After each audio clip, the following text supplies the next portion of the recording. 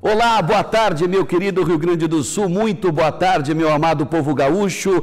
Hoje, uma segunda-feira especial, a primeira segunda-feira do ano de 2023, dia 2 de janeiro. E deu para notar que hoje o programa é especialíssimo, né? Não estou no estúdio A da Band RS, no alto do Morro Santo Antônio, na zona leste da nossa capital. Estou sim no Palácio Piratini, no famoso Salão dos Espelhos, dentro da ala residencial do Palácio, ao lado do governador Ranulfo Vieira Júnior, que acaba de entregar o governo ao governador reeleito Eduardo Leite. Boa tarde, governador Ranulfo. Boa tarde, Alexandre Mota. Boa tarde àqueles que estão nos assistindo nessa primeira tarde de segunda-feira, primeiro dia útil desse desse ano que está se iniciando. Quero aqui dar as boas-vindas a ti, a toda a equipe da Band, esse programa tão importante para todos nós. É uma satisfação muito grande recebê-los aqui no Palácio Piratini. Quero também aproveitar esse momento, para desejar a todas aquelas pessoas que estão nos assistindo em casa, no trabalho, desejar um bom início de ano, que esse 2023 seja repleto de muitas realizações para todos.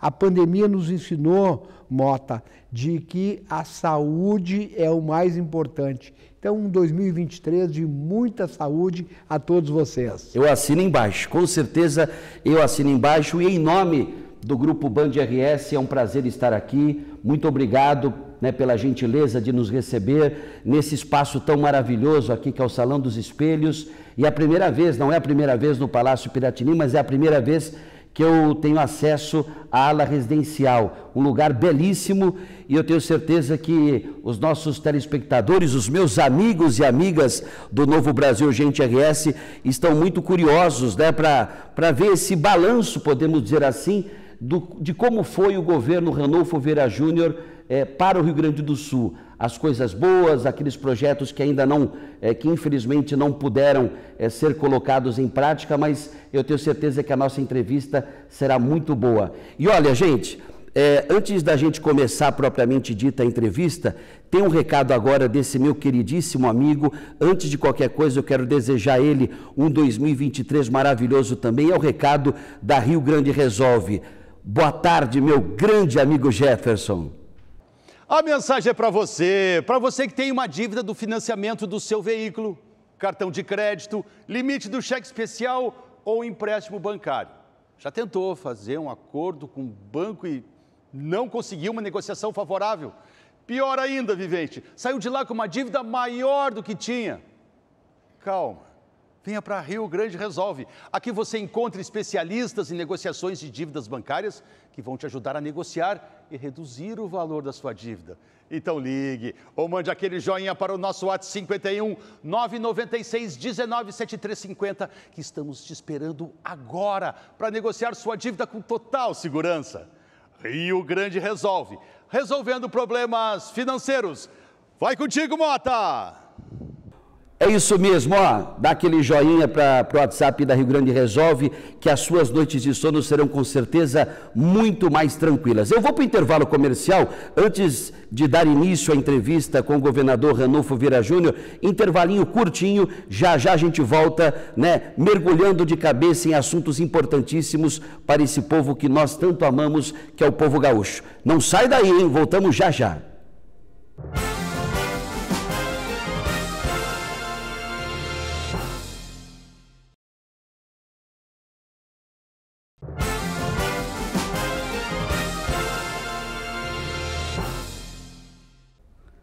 Estamos de volta aqui com o nosso Novo Brasil Gente RS, hoje um programa super especial, direto do famoso Salão dos Espelhos, dentro da ala residencial do Palácio Piratini, ao lado do governador Ranulfo Vieira Júnior. Foram 275 dias à frente de um governo que fez muitas coisas e a gente vai falar sobre isso já.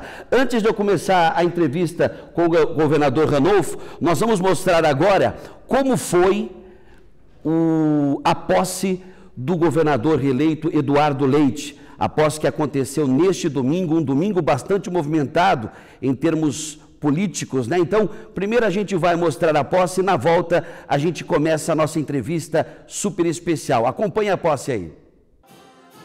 O governador Eduardo Leite foi empossado na manhã deste domingo.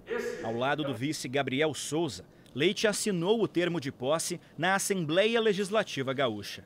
Depois da cerimônia, as autoridades foram ao Palácio Piratini para a transmissão do cargo. Os pronunciamentos desta vez foram diferentes, com um olhar voltado ao passado. O primeiro governador reeleito da história do Rio Grande do Sul pôde relembrar os anos em que esteve à frente do governo, mas também projetou o futuro do estado.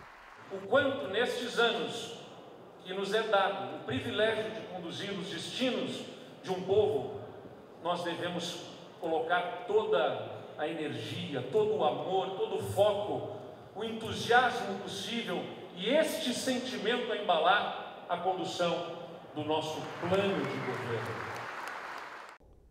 Bom, agora, depois já de empossado, né, o governador reeleito Eduardo Leite, estamos aqui, direto do Salão dos Espelhos, na ala residencial do Palácio Piratini, ao lado do governador Ranolfo Vieira Júnior. Posso chamá-lo de governador ainda, né? Esse título de governador, que é uma honra para mim, como gaúcho, né, ter liderado o nosso estado durante esse período. Esse é um título que eu vou levar ad eternum para a minha vida toda.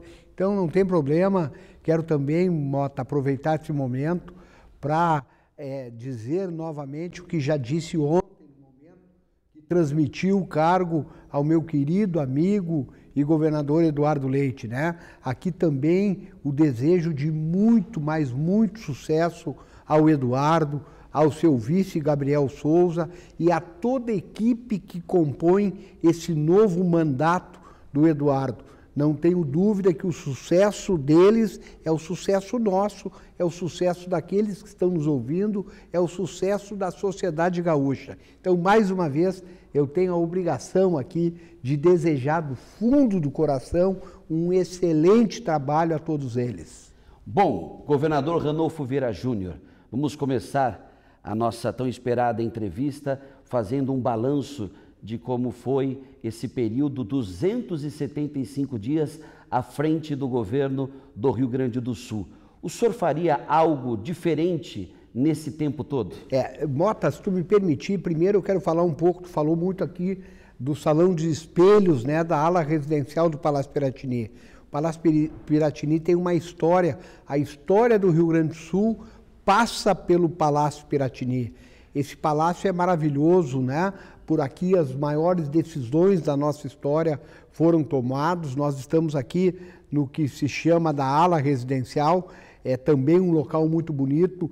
Eu não residi aqui, eu optei por continuar residindo na minha casa, todos aqui sabem, eu resido, sou natural e resido em Esteio, e nós tomamos, né, juntamente com a minha esposa, meus filhos, nós achamos melhor continuar residindo no mesmo local, com os mesmos costumes. Mas, efetivamente, o palácio é maravilhoso. As pessoas que não conhecem têm condições de conhecer, seja num tour virtual, seja marcando. Nós temos visitas presenciais que ocorrem aqui também. Então, esse registro era importante eu fazer. Quero aqui aproveitar este momento, e eu sempre digo e vou repetir, os veículos de comunicação é uma das formas que nós, homens públicos, temos de prestar conta daquilo que fizemos, daquilo que estamos fazendo. Então eu quero agradecer a ti, ao programa Brasil Urgente, à direção da Band RS, por esta oportunidade, né, de prestar essas contas à sociedade gaúcha. E eu faço, né, uma breve retrospectiva. Lá em 2017, o Ranolfo era pré-candidato a governador do estado pelo meu partido e o Eduardo Leite era pré-candidato a governador pelo partido dele, hoje ambos no mesmo partido, no PSDB. Iniciamos conversações e ainda no início do ano de 2018, o ano da eleição, acabamos fazendo essa composição política partidária que venceu a eleição naquele ano, tendo o Eduardo Leite como governador e o Ranolfo como vice-governador. Com isso eu quero dizer que, desde o início da confecção do nosso programa de governo, nós estávamos juntos.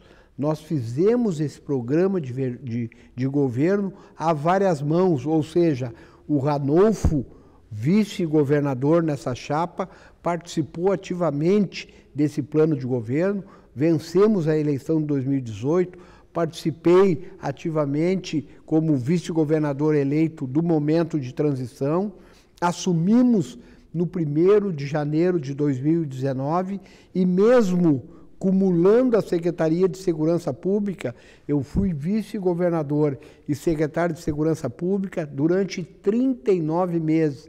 Mesmo com a incumbência da segurança, eu nunca me afastei do chamado núcleo duro do governo, que é onde as coisas são decididas, né? Então fizemos isso a várias mãos, e especialmente com a liderança do Eduardo, mas com a participação efetiva de um vice-governador. Quando o Eduardo chegou nesse 31 de março do ano passado, 2022, e renunciou ao mandato, né, o Ranolfo tinha uma só missão, que era dar seguimento a este projeto que fora feito lá atrás por nós. E foi exatamente o que eu fiz. Não me afastei 1 milímetro daquilo que nós havíamos projetado nesse primeiro mandato. E assim foi, dei seguimento, né, com muita ênfase à consecução desses projetos. Nós viramos o jogo, nunca é demais lembrar, quando nós assumimos em 1º de janeiro de 2019, desculpem aqui os telespectadores, mas o Estado do Rio Grande do Sul devia para todo mundo, Mota. Nas licitações da área da segurança pública, as montadoras de veículo não se apresentavam, não se habilitavam para vender para o Estado. As licitações se davam desertas. Por quê? Porque o Estado era um mau pagador. Então, sequer licitação, nós tínhamos alguém se habilitando para vender para o Estado. Nós devíamos, inclusive, os salários dos nossos servidores. Se eu somar o tempo do governo anterior ao nosso, foram 57 meses de salários atrasados, de salários parcelados. Tínhamos dívidas na área da saúde. Imagina uma pandemia e o Estado devendo para hospitais e municípios 1 bilhão e 100 milhões de reais. Ou seja, era um momento muito duro. Fizemos reformas estruturais, reformas administrativas fundamentais. A Assembleia Legislativa, a sociedade gaúcha como um todo, compreendeu essa agenda e conseguimos sim, fizemos privatizações, concessões, viramos o jogo. No ano passado, pela primeira vez na história, nós conseguimos pagar o 13º dos salários dos nossos servidores, concluiu o pagamento no dia 30 de novembro. Isso nunca aconteceu na história desse Estado. O 13º salário, há muito tempo já que os nossos servidores tinham que ir ao Banrisul fazer um empréstimo e o Estado pagava esse empréstimo no ano seguinte, em 12 vezes, e os juros desse empréstimo custeado pelo Estado. Isso custava 130, 140, 150 milhões de reais ano, né? Pois bem, nós conseguimos fazer essa virada de jogo, quitamos essas dívidas todas, pagamos religiosamente em dia o salário dos nossos servidores, conseguimos, né, lançar um projeto de investimento, projeto Avançar, com 6,5 bilhões de reais de investimento. Eu vou chamar a atenção aqui de uma área, que é a área da segurança pública, que é muito retratada nesse programa. Se eu somar a segurança pública e sistema penitenciário, é quase 1 bilhão de reais em investimentos nessa área que é fundamental para aqueles que estão nos assistindo, né? Poderem trabalhar, poderem ir à escola, ter aquela tranquilidade com relação à sua família. Nós investimos, todos aqui sabem, a origem do governador Ranolfo, da área da segurança, delegado da Polícia Civil, participei aí como delegado regional do Vale dos Sinos, como delegado diretor do DEIC, que fui durante 6 anos, como chefe de Polícia Civil durante... Eu conheço desde essa época, Mota, é isso aí mesmo. Chefe de polícia durante 4 anos eu jamais imaginaria que um dia o Estado teria condições de aportar R$1 bilhão em investimento num só governo. O Avançar foi o projeto mais emblemático do governo Eduardo Leite Ranulfo Vieira Júnior? Sem dúvida nenhuma, mas o Avançar é isso. O Avançar é a sucessão, ele vem após essas reformas, colocar a casa em dia, por assim dizer, e demonstrar que dá para fazer, sim. E aí, mais uma vez, Mota, hoje as nossas viaturas para a Brigada Militar, Polícia Civil, Instituto Geral de Perícia, SUSEP, são viaturas blindadas para garantir a segurança daqueles que dão segurança à sociedade gaúcha, e viatura de primeiro nível. As pessoas veem nas ruas aí. Nós temos ainda, e vou dar o exemplo aqui dos bombeiros militares, né? Nós tínhamos uma escada automecânica, fizemos a entrega na última semana, na semana passada, na última semana de 2022, de 2 novas escadas automecânicas. O Eduardo terá condições de fazer a entrega, acredito que até o mês de março desse ano de 2023, da primeira aeronave do Corpo de Bombeiros Militar. Nós adquirimos um helicóptero para o Corpo de Bombeiros Militar do Rio Grande do Sul para as suas ações. Então, esse é um exemplo, né, desta virada. A segurança pública é um exemplo dessa virada que nós conseguimos fazer. Ainda com relação à segurança, reduzimos todos os indicadores de criminalidade. Isso é importante, redução dos homicídios, mais de 30%, redução no roubo de veículo. Em 2018 se roubou mais de 16 mil veículos roubados no Rio Grande do Sul, pois nós vamos fechar, né? Não está contabilizado ainda, mas o ano de 2022 com 4.200, 4.300, alguma coisa em torno disso aí.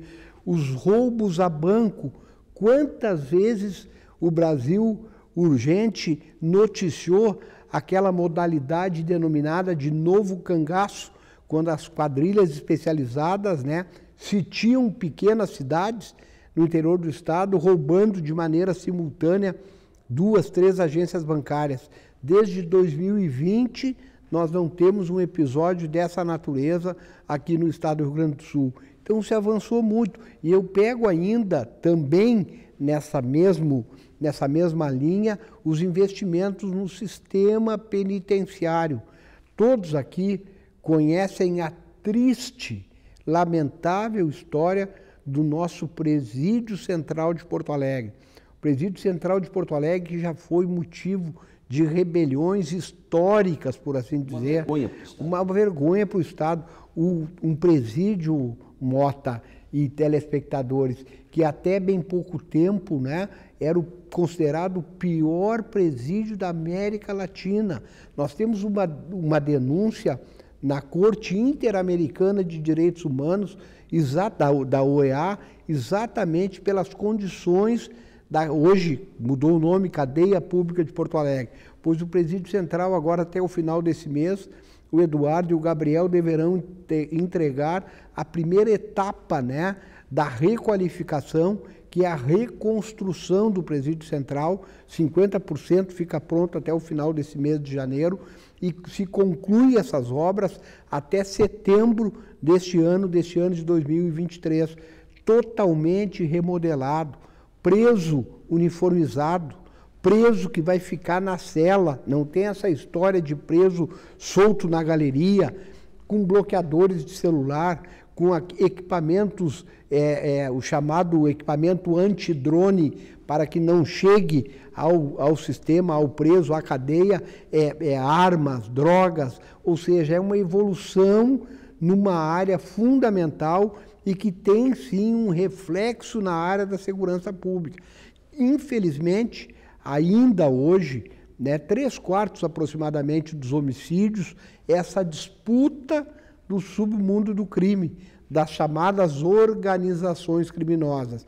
Não tenho dúvida que com essa ação forte no sistema prisional, nós deveremos ter um reflexo muito direto na área externa do presídio. Lá na PASC, na Penitenciária de Alta Segurança de Charqueadas, nós estamos concluindo também nos próximos dias, né, uma nova etapa lá, uma outra galeria, por assim dizer, na qual o Estado do Rio Grande do Sul, o Poder Judiciário Gaúcho, poderá aplicar o chamado RDD, o Regime Disciplinar Diferenciado. O isolamento total. O isolamento total, ou seja, aquilo que a gente teve que fazer, 4 operações Império da Lei, transferindo lideranças, né, dessas organizações criminosas para o sistema penitenciário federal. A partir de agora nós teremos nesse espaço dentro da PASC a condição de aplicar, do judiciário aplicar o chamado RDD, que é o Regime Disciplinar Diferenciado. Então isso tudo, né, só nessa área da segurança é algo por demais significativo. Bom, eu vou retornar naquela minha primeira pergunta, porque de forma efetiva o senhor assumiu o cargo de governador no dia 31 de março deste ano. Foram 275 dias à frente do Palácio Piratini. O senhor faria alguma coisa diferente do que fez? Eu não faria diferente do que fiz, até porque eu busquei, nós tínhamos lá um programa denominado Avançar pelo Rio Grande, o governo da comunidade. Eu governei muito pouco aqui de dentro do Palácio, Mota.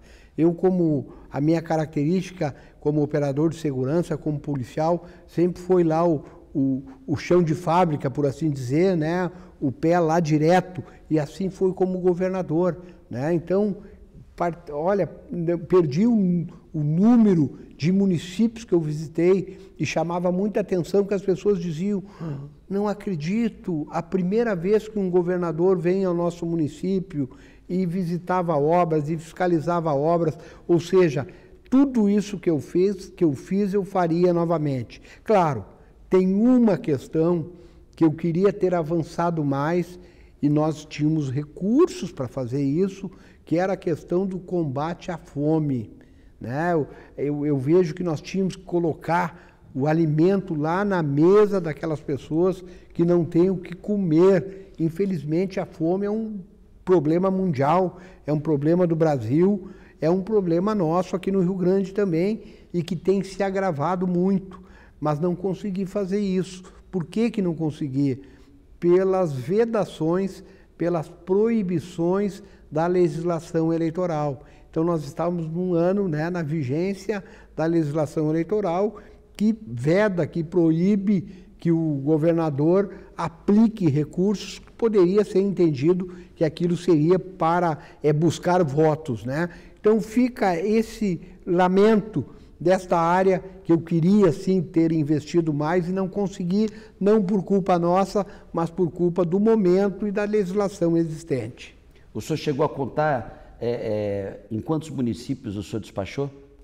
Olha, eu devo ter transferido a sede do governo para mais de 30 municípios. Com certeza, era uma transferência simbólica. A exemplo que eu fiz, e vou dar um exemplo que é conhecido por todos, durante a realização da 45ª Expo Inter, a nossa famosa Expo Inter, que acontece aqui no Parque de Exposições Assis Brasil, em Esteio. Durante os 9 dias da feira, a sede do governo do estado do Rio Grande do Sul foi transferido para Esteio, para o Parque de Exposições Assis Brasil. E assim eu fiz em várias outras oportunidades pelo interior do estado. E por que eu fiz isso com relação à Expo Inter? Porque todos sabemos, né, da importância que o agronegócio tem para o estado do Rio Grande do Sul. O agro, Mota, representa 40% do nosso PIB. Então, eu vejo que o estado tem que fomentar essa área ao extremo. No nosso avançar da agricultura, nós temos aí quase 350 milhões de investimento, 70% desse valor em medidas de irrigação. Nós temos que ter um plano, né, de combate à estiagem. A estiagem não é um problema de um governo, é um problema do Estado como um todo, pela representatividade que tem no PIB. Então investimos muito nessa área e sempre procurei estar muito próximo do agro, seja do pequeno agricultor, seja do grande produtor. Bom, eu tenho algumas considerações. O senhor falou da redução nos índices de criminalidade. Realmente houve em quase todos, com exceção de 2, né? A questão do feminicídio e a questão também do estelionato, até porque teve muita migração de criminosos que traficavam, que roubavam banco, que roubavam e furtavam veículos e que durante a pandemia migraram para a prática do estelionato. Sobre essa questão do combate ao feminicídio, o combate à violência contra a mulher, nesses 275 dias que o senhor esteve à frente do governo gaúcho, o que o senhor fez com relação a isso? Nós fizemos uma série de ações e aí é importante eu dizer, né? A violência contra a mulher é a área que mais transversalidade tem na segurança. O que é a transversalidade? É a ligação com os outros setores. E eu começo pela conscientização, a conscientização da própria mulher agredida, daqueles que cercam essa mulher, amigos, parentes, vizinhos, a necessidade de que o Estado saiba que aquela mulher está sendo vítima de agressão. Pela experiência que tenho nessa área, a gente sabe que é muito, embora possa acontecer, mas muito difícil que a agressão à mulher inicie já com o feminicídio. Ela em regra, o feminicídio é o último ato de um ciclo de violência, que muitas vezes tem início há tempos atrás, primeiro numa discussão, aí uma agressão, e isso vai se agravando até que chegue no feminicídio. Então, o Estado saber disso, né, se impor uma medida protetiva para essa mulher, a rede de atendimento a essa mulher é fundamental. Então, essa conscientização da mulher, dos seus familiares é fundamental. E eu vou um pouco além, a conscientização e a quebra até de alguns paradigmas com relação à ação dos homens. Infelizmente, isso está muito arraigado. Esta é a verdade, muito arraigado, né? Então, o homem também, né? Nós temos que quebrar esse paradigma, tem que ter a consciência de que, até porque, Mota, e tu é experiente na área da segurança pública, a gente sabe que o feminicídio, ele nasce 99% das vezes esclarecido, né? Se sabe quase que imediatamente quem foi o autor do fato. E esse homem, em regra, ele é condenado e vai cumprir pena na cadeia. Então, é uma forma também de nós conscientizarmos e reduzirmos, demonstrando isso a este homem agressor.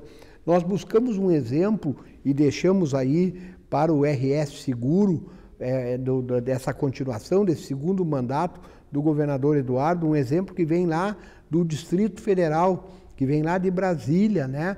Que é a inserção já no ensino fundamental de uma disciplina lá em que é colocado para a criança, né, a vedação, a proibição, quanto é errado essa agressão à mulher.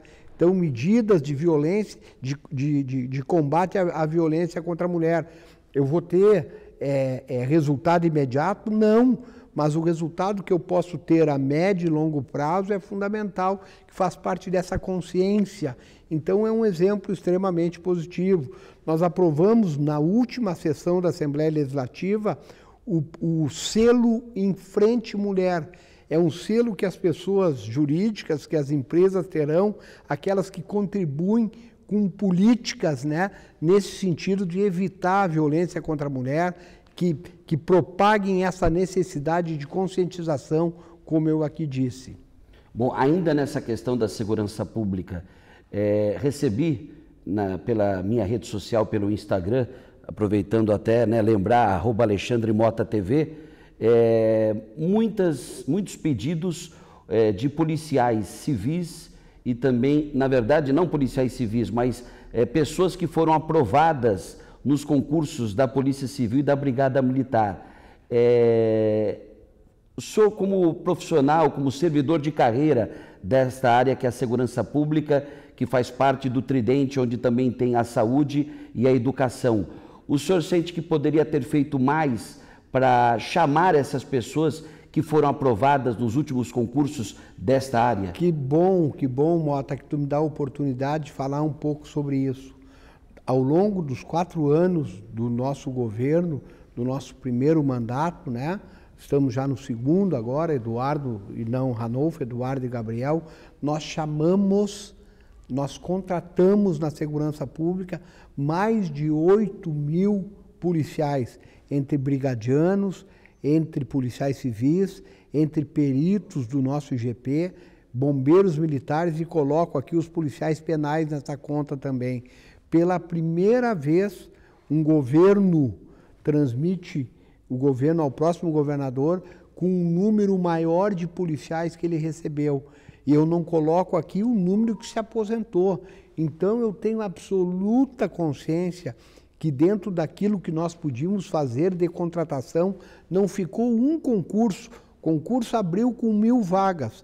Nós chamamos aquelas 1.000 vagas. Nenhum candidato pode dizer que, se foi aprovado dentro das vagas do edital, não tenha sido chamado. Mas, na Brigada, nós chamamos bem além, na Polícia Civil, enfim, praticamente em toda, da SUSEP, chamamos além do número de vagas que estava no edital, dentro da condição fiscal do Estado. Não adianta eu chamar além do que eu tenho condição de pagar e aí eu volto a atrasar salários. Então, eu tenho que ter responsabilidade fiscal. Então, dentro dessa responsabilidade, eu tenho absoluta certeza, convicção que nós fizemos aquilo que estava ao nosso alcance. Não tenho dúvida que o Eduardo, no segmento desse mandato, vai continuar com essa política de chamamento. Nós projetávamos ano a ano o comandante-geral da Brigada, o chefe da Polícia Civil, o comandante-geral dos Bombeiros, a diretora-geral do IGP, sabiam com precisão, no ano de 2023 estarão ingressando tantos agentes, tantos policiais. Em 2024 serão tantos, ou seja, isso deu capacidade de planejamento para as instituições. Claro, eu não posso aqui negar, se eu tivesse condição, eu queria chamar 10.000, 15.000 policiais, mas não posso fazê-lo, né? Sou pena de voltar a atrasar salários e toda essa questão da questão fiscal do Estado. Então, dentro do que foi possível fazer, chamamos mais de 8.000 novos servidores na área de segurança pública e sistema penitenciário. Bom, o senhor gosta de destacar essa questão de colocar a casa em ordem, né? Essa é a expressão que a gente sempre utiliza quando se consegue regularizar, equilibrar as finanças e colocar os salários em dia. Para os críticos que dizem, que acusam o senhor e até mesmo o governador Eduardo Leite de usar os recursos federais que foram destinados à saúde para fazer isso, qual é a resposta que o senhor tem a esses críticos? A resposta que eu tenho, né, já foi dada nas urnas. As pessoas que propagavam essa mentira, né, acabaram, pela primeira vez, nós quebramos um paradigma. Nós temos um governo reeleito pela primeira vez na história do Rio Grande do Sul, com 57% dos votos no segundo turno. Então, a resposta primeira que eu dou a essas pessoas é essa. A segunda resposta que eu dou é através daquilo que o Tribunal de Contas do Estado apurou e constatou que todo o recurso que nós recebemos destinado à saúde foi aplicado na saúde. O recurso que veio da União, e que bom que veio da União, eu sou muito tranquilo com relação a isso, foi exatamente para equilibrar aquilo que durante a pandemia, o comércio fechado, o serviço fechado, a queda na arrecadação de ICMS, que o Rio Grande do Sul recebeu, que Porto Alegre recebeu, que todo mundo recebeu, que todo o Brasil recebeu, e que coisa boa que a União tinha condições de fazer isso, mas não veio nada além do que deveria vir. Mas nós necessitamos de uma reforma tributária, porque a grande parcela daquilo que é arrecadado aqui no Estado vai para a União e é devolvido a conta-gotas.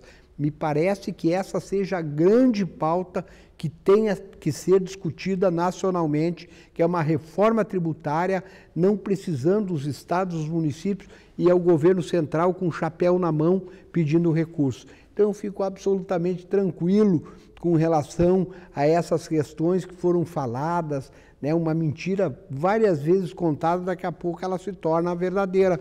Não foi o caso e as urnas demonstraram isso aqui no Rio Grande do Sul. Sobre as privatizações, né? Na finaleira do ano aconteceu a venda da Corsan. O senhor tinha certeza que isso fosse acontecer ainda durante o seu governo? Sim, nós trabalhamos desde o primeiro momento com essa questão. Nós não privatizaríamos a Corsan, é importante mais uma vez dizer isso.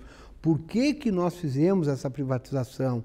Porque nós temos aí o marco legal do saneamento. O que é o marco legal do saneamento?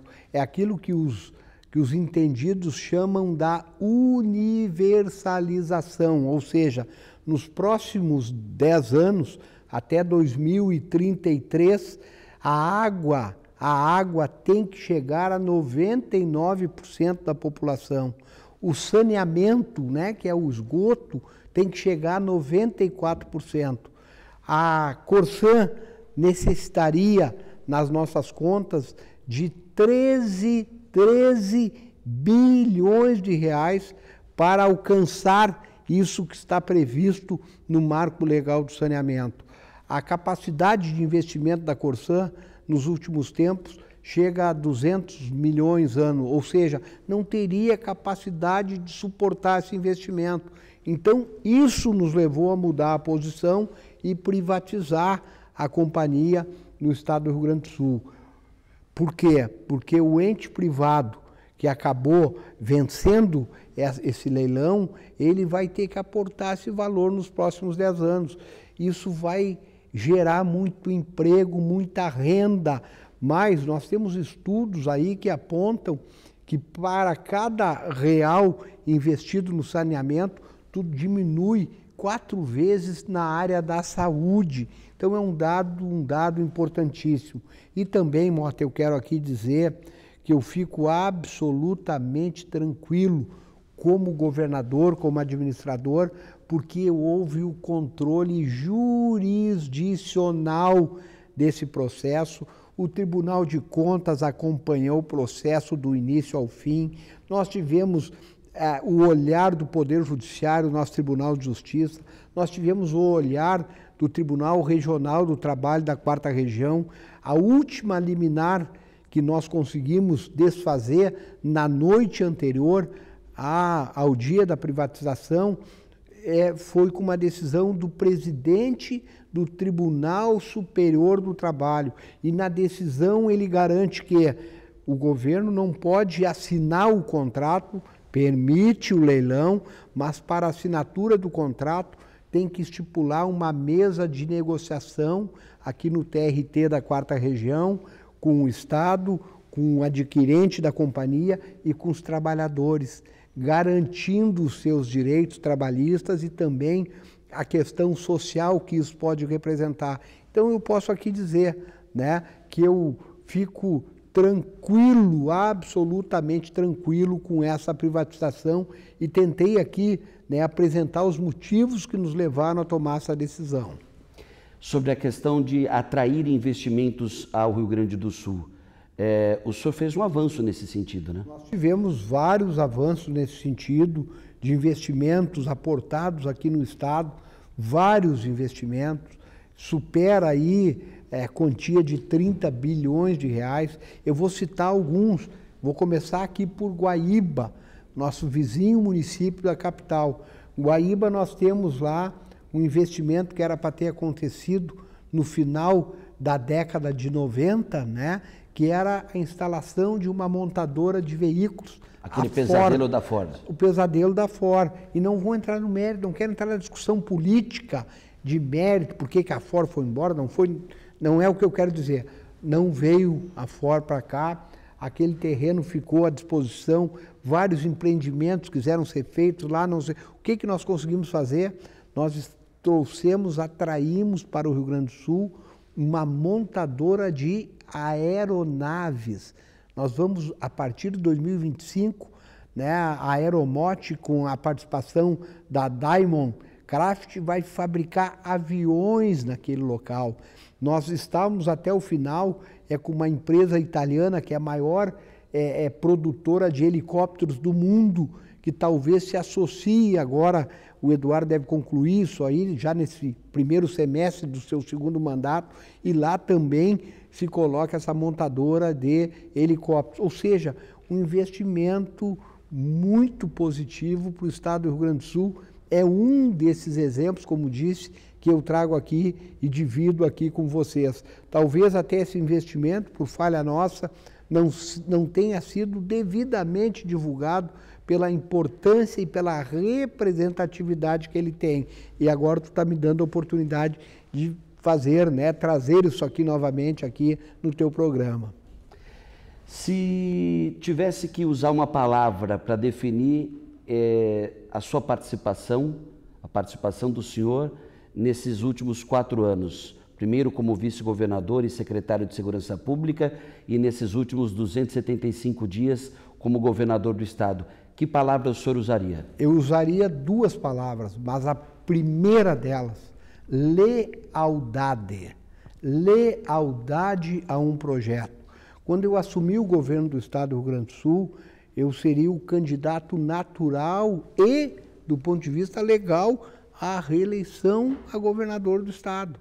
No entanto, em nome deste projeto, da lealdade a esse projeto, conversando com o meu amigo Eduardo, nós chegamos à conclusão que o nome dele, do ponto de vista político eleitoral, nessa polarização que foi a eleição nacional, o nome dele estava mais preparado, né, para representar o segmento desse nosso projeto. O que o governador Ranolfo fez? Não tem problema.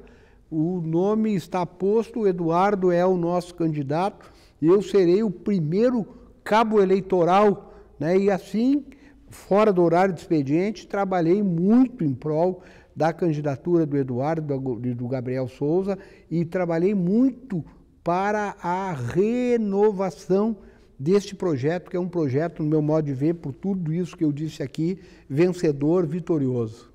De que forma o senhor pretende participar do governo empossado ontem? Nós conversamos muito, o Eduardo dizia desde o início, o Ranolfo pode escolher a área, a secretaria, muitas pessoas, é importante aqui aproveitar, muitas pessoas tinham a expectativa que o Ranolfo pudesse retornar à Secretaria de Segurança Pública. Eu, quando assumi o governo do estado, lá em 31 de março do ano passado, passei a secretaria para o coronel Vânio César Santa Rosa e ali concluía um ciclo, né, o ciclo da segurança pública, que foi a minha vida toda.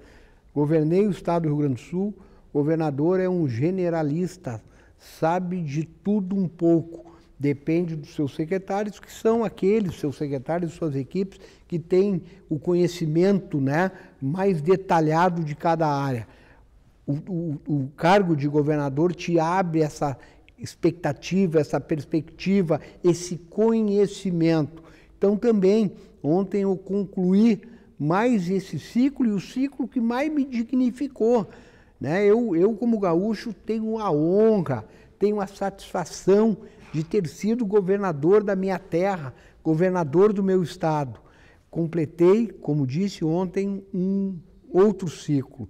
E nessa conversa com o Eduardo, dizia ele, eu preciso de uma nova missão, né? Vou continuar apoiando esse governo, me chamem, estou à disposição do governo, mas eu preciso de um desafio. E aí veio o desafio, né, que era assumir uma diretoria do BRDE e a presidência desse banco, quando essa presidência couber ao estado do Rio Grande do Sul. O que é o BRDE? O Banco Regional de Desenvolvimento do Extremo Sul. O BRDE é um banco que é do estado do Paraná, de Santa Catarina e do Rio Grande do Sul, e tem atuação ainda no Mato Grosso do Sul.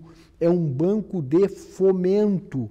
O BRDE, no Rio Grande do Sul, nos últimos 4 anos, injetou 4,5 bilhões de reais na economia gaúcha. Então eu quero contribuir, né, nesta área, auxiliando o desenvolvimento econômico do nosso Estado. Desenvolvimento econômico é sinônimo de geração de emprego e renda, que é sinônimo de geração de desenvolvimento social. Então, esse é o meu desafio para os próximos tempos.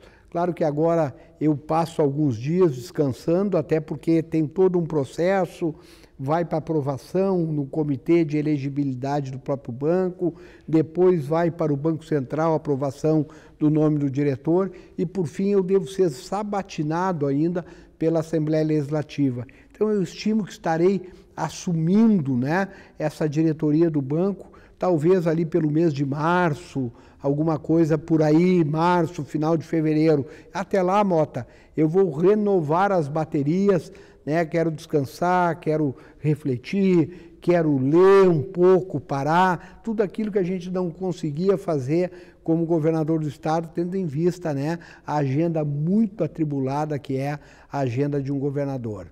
O que o senhor deseja para o Rio Grande do Sul nesses próximos 4 anos, no segundo mandato do seu amigo Eduardo Leite? Eu desejo, né, todo sucesso ao Eduardo e ao Gabriel, e como disse no início, o sucesso do governo é o sucesso nosso, é o sucesso da sociedade gaúcha. Então eu quero ver, sim, o Estado cada vez mais se desenvolvendo. Eu não falei antes, né, da inovação e tecnologia, empreendedorismo, o Salt Summit, que nós trouxemos a primeira vez que esse evento mundial de inovação e tecnologia é realizado fora da Europa, é realizado no Brasil, é realizado em Porto Alegre, que no nosso período de governo nós conseguimos garantir por mais 5 anos. Agora, 29, 30 e 31 de março, nós temos o segundo Salt Summit Brasil em Porto Alegre, aqui no Cais Mauá, né? O Cais Mauá que tem hoje, né, nós enxergamos o Guaíba e a beleza que é o Guaíba e aquela área que cada vez mais tem condições de demonstrar o que é o Estado. Então é isso que eu quero. Desenvolvimento econômico é geração de emprego, é geração de renda, é desenvolvimento social. O que o senhor gostaria de falar para o povo gaúcho que acreditou no seu trabalho, tanto é que houve a reeleição do governador Eduardo Leite? O que o senhor gostaria de desejar para toda a população do Rio Grande do Sul? Primeiramente, eu quero agradecer, né? Agradecer ao povo gaúcho que conhece já há muitas décadas a maneira de ser do delegado Ranolfo, hoje já ex-governador Ranolfo, e mais uns dias aí na presidência, na diretoria do BRDE. Eu quero agradecer a possibilidade de ter sido governador, eu quero agradecer essa confiança que tive da sociedade gaúcha e desejar, né, aos nossos gaúchos e gaúchas muita felicidade, que é o que a felicidade, né, ela vem exatamente do emprego, de conseguir manter a sua família, os seus que estão mais próximos. Então, o que eu desejo a todos os gaúchos e gaúchas é isso aí, uma realização pessoal, realização profissional, isso é o que importa. Além, é claro, aquilo que eu disse no início, muita saúde. A pandemia nos ensinou, né, aquilo que nós já sabíamos, saúde é sim muito importante. Bom, e eu desejo ao senhor, antes de qualquer coisa, né, que seja um ano maravilhoso à frente do BRDE, mas antes de qualquer coisa, bom descanso. Realmente, né, eu estou há muito tempo, Mota, passando pelos departamentos que passei da polícia, chefia, secretaria de segurança, fui secretário de segurança em Canoas. Foi atropelando férias? Fui atropelando férias, eu não me lembro a última vez que eu tive férias. Aqueles mais próximos brincam, eu quero ver amanhã, quando o teu telefone não tocar, o que tu vai fazer? Não, eu tenho absolutamente tranquilidade com relação a isso. Quero, embora eu tenha um hábito de fazer uma caminhada diariamente, 7 quilômetros, às 5 horas da manhã, agora eu vou poder fazer essa caminhada um pouco mais tarde, vou poder dar uma pedalada, então cuidar também desta parte da saúde que é importante, ler um pouco, como eu disse, enfim, descansar, conviver mais com a família, conviver mais com aquelas pessoas mais próximas e me preparar para esse novo desafio que será aí essa nova missão no nosso BRDE. Tem um amigo nosso, um jornalista, querido colega de trabalho, não vou dizer o nome dele, mas ele disse que se ligar para o senhor às 2 da manhã e ao meio-dia, o senhor atende com a mesma energia. Sem dúvida alguma, né? Eu tenho esse costume, esse hábito. Eu me recordo, Mota, e quando tu fala isso, me passa um filme na minha cabeça. Na primeira lotação que eu tive como policial, eu era titular da primeira DP de Rio Grande, lá na zona sul do estado, e respondia ainda pela Delegacia de Polícia de São José do Norte. Naquele tempo ainda não tinha telefone celular, então eu dormia com o rádio da polícia ligado do lado e a qualquer momento era despertado ali, seja pelo plantão, no tempo não era DPPA, era o CO, o Centro de Operações da Polícia, e aquilo se inseriu na minha rotina de vida. Então eu durmo todos os dias com o telefone ao meu lado. Se ele tocar a 1, às 2, às 11 da noite, às 7, eu vou atender sempre. Então, esse hábito que a gente tem, porque a atividade de policial me colocou dessa forma e a atividade de governador, embora não seja o mesmo problema que se apresente, tu tem que estar à disposição sempre. É o secretário que pode ligar, é um problema numa área, é uma chuva numa região causando algum estrago, enfim. Então, tu está à disposição 24 horas por dia, 7 dias por semana. Tu não vai dizer o nome do teu amigo jornalista, mas eu já sei. Isso é coisa do grande jornalista Osíris Marins, com certeza. Ele mesmo, querido Osíris. Né? E quero também aproveitar, Mota, para desejar para ti aí um belo trabalho. Tu tens um nome no estado pela forma que tu pratica o jornalismo, esse programa que tem uma audiência, né, muito significativa, que tu continue cada vez mais assim, da maneira como tu és também. E dia 9, fazendo a propaganda também, dia 9 de janeiro agora, né, a gente está pertinho, eu volto para o horário do almoço, né, com um novo programa das 13 às 14h30, ou seja, da 1 às 2h30 da tarde, o Gordinho, né, estará de volta ao horário do almoço. Espero contar com a sua audiência também. Felicidades para ti nessa nova missão aí também. Mais uma semana estou iniciando, né, um novo formato, um novo programa. Então, desejar felicidades e sucesso para ti. Para nós todos. Coisa boa. Para nós todos. Bom, a produção está me falando do quê? Terminou o horário? Meu Deus, falamos muito, é isso? Bom, gente, chegando agora o mestre José Luiz Dateno, Datenão, com o Brasil Urgente Nacional. Desejo a todos uma ótima segunda-feira, não é verdade? Chegando no pedaço agora o nosso querido mestre José Luiz Dateno, Datenão, com o Brasil Urgente Nacional. Daqui a pouquinho, às 6:50 da noite, tem o Band Cidade. Então, continue aqui na Band RS, com programação diversificada e com a credibilidade daquele jornalismo que só a gente tem, tá? Muito obrigado mais uma vez, governador Ranulfo Vieira Júnior. Prazer conversar com o senhor, conhecer essa parte do Palácio Piratini que eu não conhecia, e espero entrevistá-lo quando o senhor já estiver no BRDE. Muito obrigado mesmo. Tá bom, um grande abraço, Mota. Um abraço. Pessoal, Datenão chegando, hein? Eu volto amanhã. Beijo, tchau, às 4 da tarde, hein?